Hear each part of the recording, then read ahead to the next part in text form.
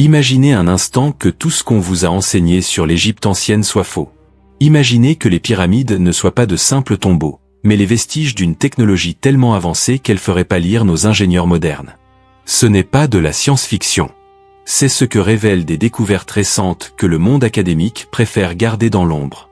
Des preuves si troublantes qu'elles pourraient réécrire entièrement l'histoire de l'humanité et nous forcer à admettre une vérité dérangeante. Nos ancêtres égyptiens possédaient des connaissances que nous venons à peine de redécouvrir, et certaines que nous ne comprenons toujours pas. Pendant plus de 2 siècles, les égyptologues nous ont raconté la même histoire rassurante. Les Égyptiens étaient certes ingénieux, mais ils restaient des hommes de leur temps, limités par leurs outils primitifs et leurs connaissances rudimentaires. On nous a expliqué qu'ils ont construit les pyramides avec des rampes de terre, des cordes et une armée d'esclaves. On nous a dit qu'ils éclairaient leurs temples avec des torchées fumeuses et qu'ils sculptaient le granit avec des outils en cuivre. Cette vision confortable de l'histoire a été enseignée dans toutes les universités du monde, répétée dans tous les musées, inscrite dans tous les manuels scolaires. Mais cette histoire commence à se fissurer de toutes parts. Car sur le terrain, loin des salles de conférences climatisées et des débats académiques stériles, les archéologues font des découvertes qui ne cadrent absolument pas avec le récit officiel. Des objets impossibles. Des traces inexplicables. Des preuves qui dérangent tellement qu'on préfère souvent les ignorer plutôt que de remettre en question des décennies de certitude. Tout a commencé à basculer lors d'une expédition de routine dans la vallée des Rois, au début des années 1990. Une équipe internationale d'archéologues travaillait sur un tombeau de la 18e dynastie, rien d'extraordinaire en apparence.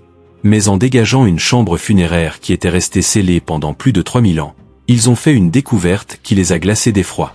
Sur les murs, pas la moindre trace de suie. Aucune. Or ces chambres sont situées à plus de 50 mètres sous terre, dans l'obscurité totale. Comment les artistes qui ont peint ces fresques magnifiques, avec une précision millimétrique, ont-ils pu travailler dans le noir complet? La science officielle répète depuis toujours que les Égyptiens utilisaient des torchers ou des lampes à huile. Mais si c'était le cas, les plafonds et les murs seraient noirs de carbone. Chaque test effectué, chaque analyse chimique confirme la même chose ahurissante. Ces chambres n'ont jamais, au grand jamais, été exposées à la fumée d'une flamme. Les chercheurs ont d'abord pensé à une erreur. Ils ont refait les analyses. Puis ils ont vérifié d'autres tombeaux. Toujours le même résultat troublant. Des dizaines de chambres souterraines, profondes, sans aucune ouverture vers l'extérieur, décorées avec une minutie incroyable, et toutes aussi propres que si elles venaient d'être construites hier. Un ingénieur allemand présent lors de cette expédition a alors proposé une hypothèse qui a failli lui coûter sa carrière. Et si les Égyptiens avaient utilisé une forme d'éclairage artificiel qui ne produisait pas de fumée? L'idée a été accueillie par des ricanements dans la communauté scientifique.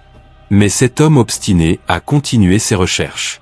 Il a examiné des centaines de hiéroglyphes, étudié des fresques dans différents temples, compilé des textes anciens. Et il a trouvé quelque chose d'absolument stupéfiant. Dans le temple de Dendera, sur un mur d'une chapelle souterraine, il y a un relief qui représente des scènes que personne n'avait vraiment comprises auparavant. On y voit des prêtres tenant ce qui ressemble à d'énormes ampoules, à l'intérieur desquelles serpente quelque chose qui évoque un filament ou une décharge électrique. De ces objets partent des câbles qui se connectent à ce qui pourrait être des boîtes de jonction ou des transformateurs. Les égyptologues traditionnels ont toujours classé ces images comme des symboles religieux, des représentations métaphoriques du dieu solaire ou du serpent sacré. Mais quand on les montre à des ingénieurs électriciens modernes, sans leur dire d'où elles viennent, leur réponse est unanime et troublante. Cela ressemble à des schémas de circuits électriques primitifs. La controverse a explosé quand une équipe de chercheurs a décidé de reconstruire ces objets mystérieux en suivant exactement les proportions et les matériaux visibles sur les fresques. Ils ont utilisé du cuivre, de la céramique, des acides naturels disponibles en Égypte ancienne. Et contre toute attente, ils ont réussi à produire une lumière. Une lumière pâle, vacillante certes, mais une lumière sans flamme, sans fumée, qui pourrait théoriquement fonctionner pendant des heures dans un espace confiné sans asphyxier personne. Cette expérience a été reproduite plusieurs fois, filmée, documentée. Pourtant, elle reste largement ignorée par l'establishment académique qui continue de parler de torchers et de miroirs, même si aucune explication impliquant ces outils ne résiste à l'analyse quand on descend dans les profondeurs des tombeaux les plus complexes. Mais l'éclairage n'est que la partie émergée d'un iceberg bien plus massif et inquiétant. Dans les années 2000, lors de travaux de restauration sur le plateau de Gizeh, des ouvriers sont tombés sur un réseau de tunnels qui n'apparaissait sur aucune carte, dans aucun relevé officiel. Ces passages étaient creusés avec une précision laser dans la roche calcaire dure. Les parois étaient parfaitement lisses, sans la moindre trace d'outil, comme si la pierre avait été fondue puis refroidie. Les géologues appelés en renfort ont été formels. Ce type de finition ne peut pas être obtenu avec des outils en cuivre ou en bronze, même avec une patience infinie. Il faut soit des outils en acier trempé, soit une technologie de découpe que nous ne comprenons pas encore. À l'intérieur de ces tunnels, on a découvert des canalisations. Des tuyaux en pierre polie, assemblés avec des joints si parfaits qu'on ne pouvait pas glisser une feuille de papier entre eux. Ces tuyaux formaient un réseau complexe qui courait sous toute la nécropole. Certains montaient, d'autres descendaient, créant un système de circulation qui évoque furieusement nos réseaux modernes de plomberie. L'analyse a montré des résidus chimiques dans ces canalisations qui suggèrent qu'elles transportaient non pas de l'eau ordinaire, mais des solutions contenant du cuivre, du zinc et d'autres minéraux. Exactement la composition qu'on utiliserait pour créer une pile électrochimique. Cette découverte a fait ressurgir une polémique vieille de plusieurs décennies concernant la fameuse pile de Bagdad. Dans les années 30, des archéologues avaient trouvé en Mésopotamie des jarres en argile contenant des cylindres de cuivre et des tiges de fer, le tout scellé avec du bitume. Quand on remplit ces jarres avec du jus de raisin ou du vinaigre, elles produisent un courant électrique faible mais mesurable. Pendant des années, les sceptiques ont affirmé qu'il s'agissait de coïncidences, que ces objets servaient à stocker des manuscrits ou des objets sacrés. Mais des dizaines d'exemplaires similaires ont été retrouvés depuis, certains en Égypte même, dans des contextes qui ne laissent aucun doute sur leur utilisation pratique. Un orfèvre égyptien qui a étudié ces dispositifs a fait une démonstration choc. En utilisant une série de ces piles primitives connectées ensemble, il a réussi à déposer une fine couche d'or sur un bijou en argent par électrolyse, exactement comme le font les bijoutiers modernes. Le résultat était identique aux dorures qu'on trouve sur les artefacts égyptiens antiques. Cette technique explique pourquoi certains objets en or égyptien ont une pureté et une uniformité impossibles à obtenir par simple martelage ou fusion. Les implications de cette découverte sont vertigineuses. Si les Égyptiens maîtrisaient l'électrochimie, même de façon rudimentaire, cela signifie qu'ils comprenaient les principes de base de l'électricité. Et si c'est le cas, alors tout devient possible. L'éclairage des tombeaux n'est plus un mystère. Les outils de découpe ultra précis deviennent envisageables. Même certaines des techniques de construction les plus mystérieuses des pyramides pourraient s'expliquer.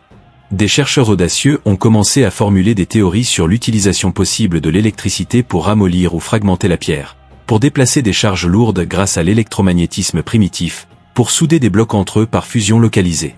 Ces théories sont encore marginales, souvent ridiculisées, mais elles ont un mérite que les explications officielles n'ont pas. Elles collent avec les preuves physiques qu'on trouve sur le terrain. En parlant de construction, il y a un autre mystère qui hante les égyptologues depuis toujours et dont on parle rarement au grand public. Dans la chambre du roi de la Grande Pyramide, il y a des blocs de granit qui pèsent chacun plus de 70 tonnes. Ces blocs ont été transportés depuis des carrières situées à plus de 800 km de là, puis hissés à plus de 60 mètres de hauteur, et finalement positionnés avec une précision millimétrique. La science officielle explique qu'ils ont utilisé des rampes, des leviers et beaucoup d'huile de coude. Mais aucune reconstitution moderne utilisant ces méthodes n'a jamais réussi à reproduire ne serait-ce qu'une fraction de cet exploit. Les ingénieurs qui ont essayé admettent en privé que c'est tout simplement impossible avec la technologie qu'on attribue aux Égyptiens. Certains de ces blocs de granit portent des traces d'usinage qui défient l'entendement. Des trous parfaitement cylindriques forés à travers la pierre la plus dure, avec des stries en spirale qui indiquent une vitesse de rotation et une pression que seules des forêts industrielles modernes peuvent produire. Des surfaces polies avec une planéité que nos meilleurs tailleurs de pierre ont du mal à égaler aujourd'hui, même avec des machines-outils de précision. Un maçon britannique spécialisé dans la restauration de monuments anciens a passé des années à étudier ces traces. Il a essayé de les reproduire avec tous les outils qu'on suppose que les Égyptiens possédaient. Des maillets en bois, des ciseaux en cuivre durci, des tubes de cuivre avec du sable abrasif, des scies en bronze. Après des centaines d'heures de travail acharné, il n'a réussi à produire qu'une pâle approximation des finitions qu'on trouve sur les blocs égyptiens. Et encore, seulement sur du calcaire tendre, pas sur le granit ou le basalte ultra dur que les Égyptiens maniaient comme du beurre. Sa conclusion, publiée dans une revue d'ingénierie et largement ignorée par les historiens, est sans appel. Les Égyptiens disposaient d'outils dont nous ne connaissons pas la nature exacte, mais dont l'efficacité surpassait largement ce que le cuivre et le bronze peuvent offrir. Soit ils avaient accès à des métaux plus durs dont nous n'avons pas retrouvé de traces, soit ils utilisaient une méthode de découpe que nous ne soupçonnons même pas. Cette hypothèse d'une technologie perdue devient de plus en plus difficile à écarter quand on examine les objets de la vie quotidienne. Dans les réserves du musée du Caire, loin des salles d'exposition touristiques, il y a des milliers d'objets que le public ne voit jamais. Parmi eux, une collection de vases en diorite et en schiste qui datent de l'Ancien Empire, certains même de la période prédynastique. Ces vases ont des formes impossibles, des cols longs et étroits qui s'ouvrent sur des ventres sphériques parfaits, avec des parois d'une finesse égale partout, parfois moins de 2 mm d'épaisseur. Pour créer de tels objets, il faudrait pouvoir atteindre l'intérieur à travers un goulot de quelques centimètres de diamètre, creuser la pierre dure de façon uniforme, polir l'intérieur jusqu'à obtenir une surface lisse comme du verre. Avec les outils manuels, c'est tout bonnement impossible. Même avec des machines modernes spécialisées, c'est un défi technique majeur. Pourtant, les Égyptiens en ont produit des milliers, comme si c'était un travail de routine. Un tourneur sur bois américain, spécialisé dans la création d'objets complexes, a été invité à examiner ces vases. Sa réaction a été filmée, et elle est saisissante. Après avoir manipulé plusieurs pièces, mesuré les épaisseurs, examiné les finitions sous loupe, il est resté silencieux pendant de longues minutes. Puis il a simplement déclaré qu'il ne savait pas comment ces objets avaient été fabriqués, mais qu'avec tout l'équipement moderne de son atelier, il ne pourrait pas en reproduire un seul. Cette déclaration venant d'un artisan chevronné qui a passé 40 ans à pousser les limites de son art devrait faire réfléchir. Mais au lieu de cela, le monde académique continue de parler de patience et de savoir-faire ancestral, sans jamais vraiment expliquer comment concrètement ces merveilles ont pu voir le jour. La vie quotidienne des Égyptiens ordinaires recèle elle aussi des surprises qui ébranlent nos certitudes. Dans les ruines d'une maison d'artisans à Deir el-Médineh, le village des ouvriers qui construisaient les tombeaux royaux, on a découvert un système de plomberie domestique qui ferait pâlir d'envie bien des habitations du XIXe siècle européen. Des conduites en cuivre soudées avec une précision remarquable amenaient l'eau depuis un réservoir commun jusqu'à différentes pièces de la maison. Dans la salle de bain, il y avait une baignoire en pierre avec un système d'évacuation sophistiqué qui empêchait les odeurs de remonter, exactement comme nos siphons modernes. Plus étonnant encore, on a trouvé les restes d'un chauffe-eau primitif, une double paroi en cuivre dans laquelle circulait l'eau, chauffée par des braises maintenues dans un compartiment étanche. Ce n'était pas la demeure d'un pharaon ou d'un noble, c'était la maison d'un simple contremaître. Si les ouvriers égyptiens bénéficiaient d'un tel niveau de confort, cela remet en question toute notre compréhension de leur société. Les textes médicaux égyptiens ajoutent une autre couche de mystère. Le papyrus Edwin Smith, qui date d'environ 1600 ans avant notre ère mais qui est probablement la copie d'un texte bien plus ancien, décrit des procédures chirurgicales d'une précision stupéfiante. On y trouve des descriptions détaillées d'opérations du crâne, de réparation de fractures complexes, de techniques de suture qui ne seront redécouvertes en Europe qu'au XIXe siècle.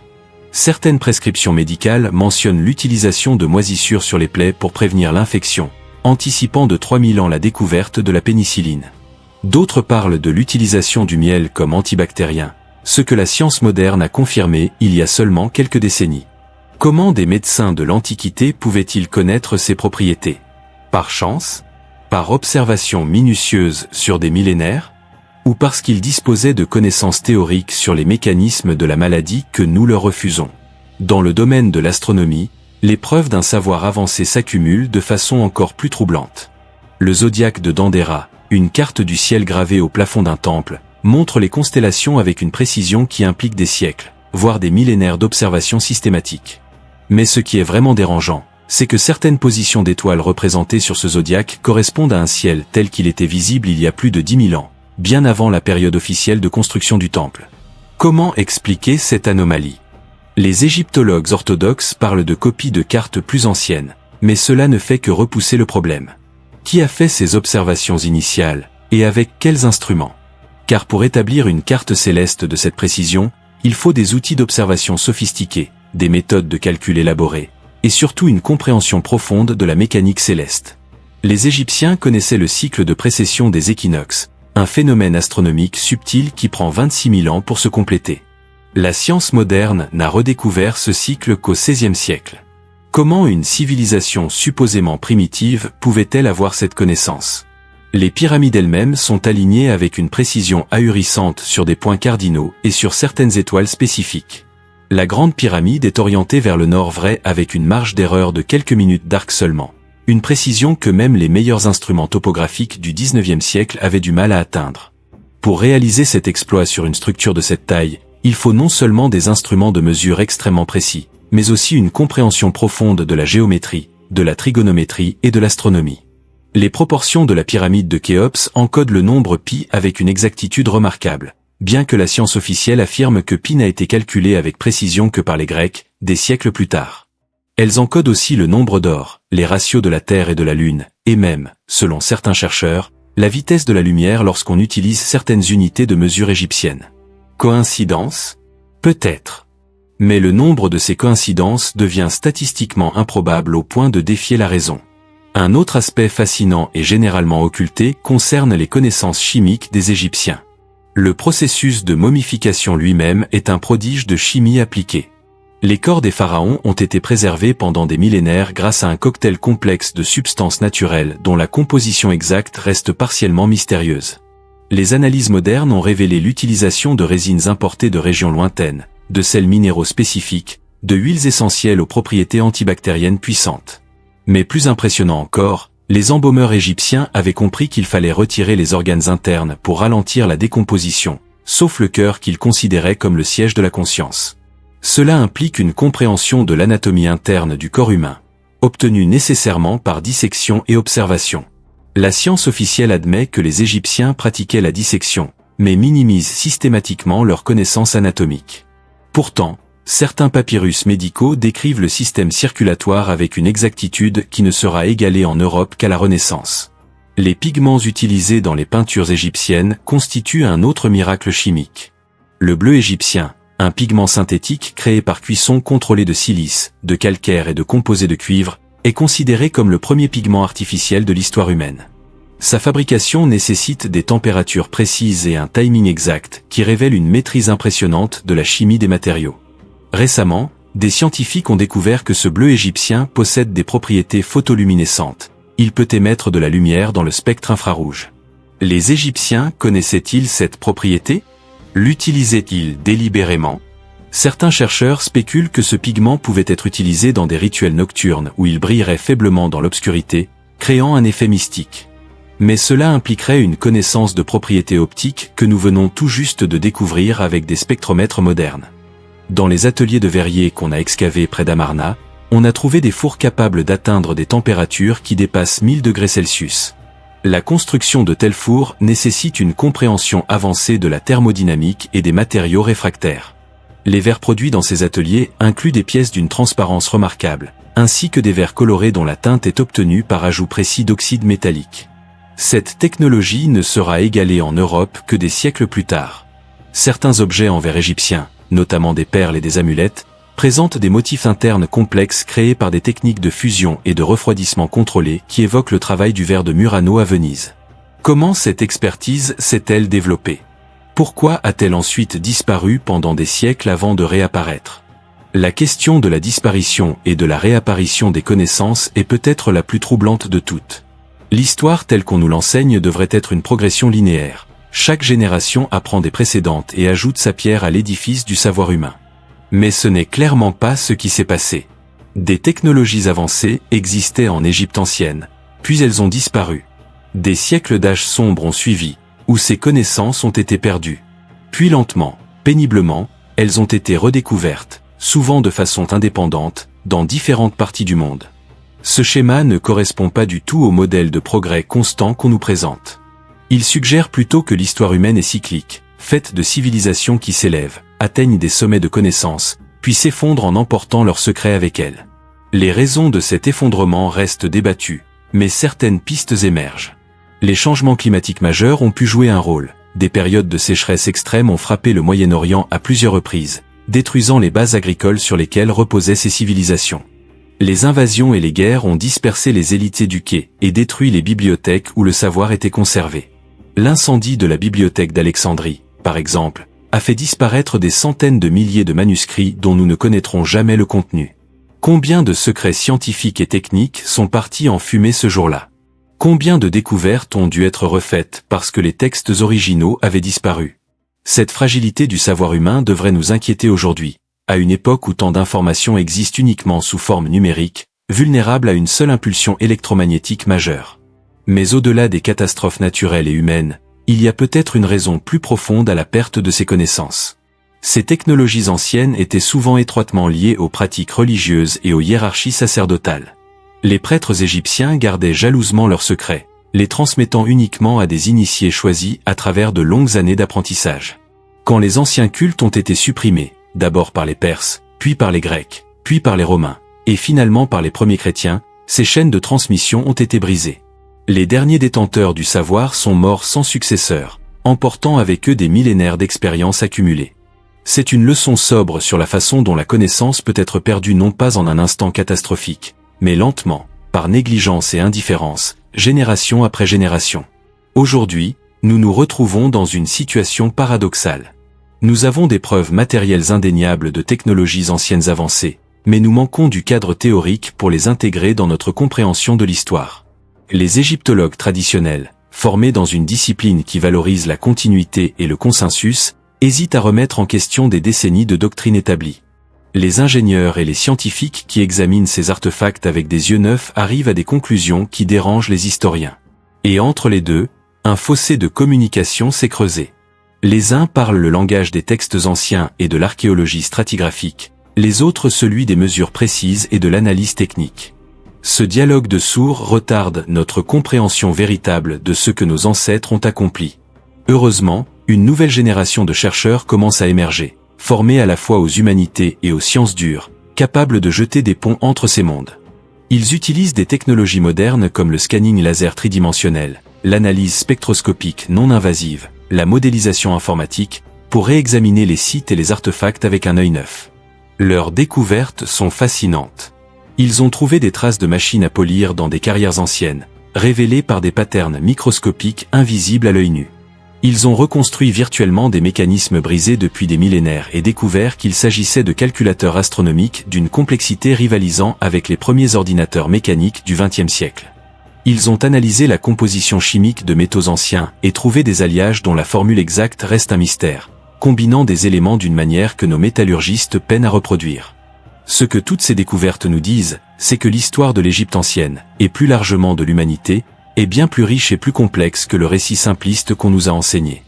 Nos ancêtres n'étaient pas des sauvages chanceux qui ont accidentellement construit des merveilles. C'étaient des ingénieurs brillants, des scientifiques méthodiques, des artisans d'un talent exceptionnel. Ils ont observé le monde autour d'eux avec attention, ont expérimenté sans relâche, ont transmis et perfectionné leurs connaissances sur des générations. Ils ont créé une civilisation qui, dans certains domaines, était peut-être même supérieure à la nôtre. Car contrairement à nous qui dépendons massivement de ressources non renouvelables et de technologies qui génèrent d'énormes quantités de déchets, les Égyptiens avaient développé un mode de vie durable, en harmonie avec leur environnement, utilisant intelligemment les ressources naturelles sans les épuiser. Cette reconnaissance de l'excellence de nos prédécesseurs ne devrait pas nous humilier, mais nous inspirer. Elle nous rappelle que l'intelligence humaine et la créativité ne sont pas des inventions modernes. Elle nous montre que des solutions élégantes à des problèmes complexes peuvent être trouvées sans recourir à la force brute ou à la technologie de masse. Elle nous enseigne que le savoir est fragile et précieux, qu'il doit être préservé et transmis avec soin. Et surtout, elle nous met en garde. Ce que nous considérons comme des acquis définitifs de la civilisation peut disparaître plus vite que nous ne l'imaginons si nous ne faisons pas attention. Les Égyptiens pensaient probablement que leur civilisation durerait éternellement. Pourtant, le sable du désert a fini par recouvrir leurs merveilles. Quelles leçons pouvons-nous tirer de leur grandeur et de leur chute? La vérité sur l'Égypte ancienne n'est pas celle qu'on trouve dans les manuels scolaires poussiéreux. C'est une histoire de génie humain qui a atteint des sommets que nous redécouvrons à peine. C'est une histoire de connaissances perdues qui attendent patiemment sous le sable qu'on veuille bien les déterrer et les comprendre. C'est une histoire qui devrait nous rendre humbles devant l'immensité de ce que nous ignorons encore sur notre propre passé. Chaque nouvelle découverte soulève plus de questions qu'elle n'apporte de réponses. Et c'est exactement ce qui rend cette quête si passionnante. Car quelque part, dans les ruines encore inexplorées, dans les manuscrits encore non traduits, dans les artefacts encore mal compris, se cachent des secrets qui pourraient révolutionner notre compréhension de l'histoire humaine et peut-être même nous donner des clés pour notre propre avenir.